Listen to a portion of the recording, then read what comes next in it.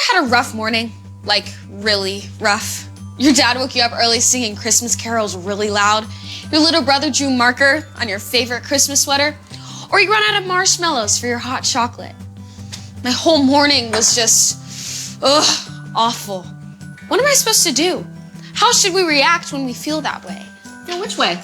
Aunt Kelsey, have you ever just felt, like everything around you is going wrong and you just feel frustrated? Well, yeah. Sometimes we all feel that way, and sometimes we don't even know why. We all have those moments of, But what do I do? What do any of us do? How do I respond to those moments? Well, those moments can be hard, but remember, we don't have to do these moments alone because we're never alone. God is there to comfort us, even when we feel frustrated. Comfort? Like my cozy, comfy Christmas jammies? Even better than the coziest jammies, I want to show you this story in the Bible. God cares about us, and we can trust him knowing that he is always with us. The Bible is God's true message to us about himself. I want to show you this story about Mary and Joseph, two people who learned that they weren't alone. Angels visited Mary and Joseph. God sent an angel named Gabriel to the town of Nazareth. The angel went to visit a young woman named Mary. She was engaged to be married to a man named Joseph. Before they were married, God sent an angel named Gabriel to bring her some incredible news. The angel said to Mary, "Rejoice, you have found favor with God. He is with you." Mary was very afraid and puzzled.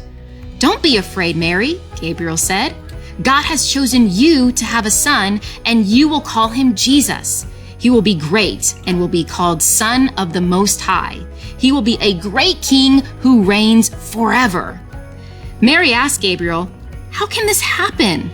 The angel told Mary, "Nothing will be impossible with God." Then Gabriel had another surprise for Mary. He told her that her relative Elizabeth would have a baby too, even though Elizabeth was old. Gabriel reminded Mary that nothing is impossible with God. Mary knew that God is a great God. She said, "I am the Lord's servant. Let it be as you say." Then the angel left her. Talk about a rough day.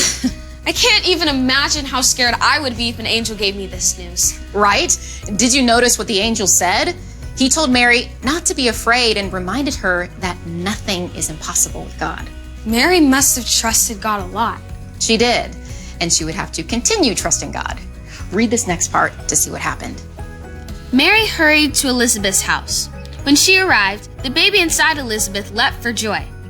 Mary praised God with a song about how great he is.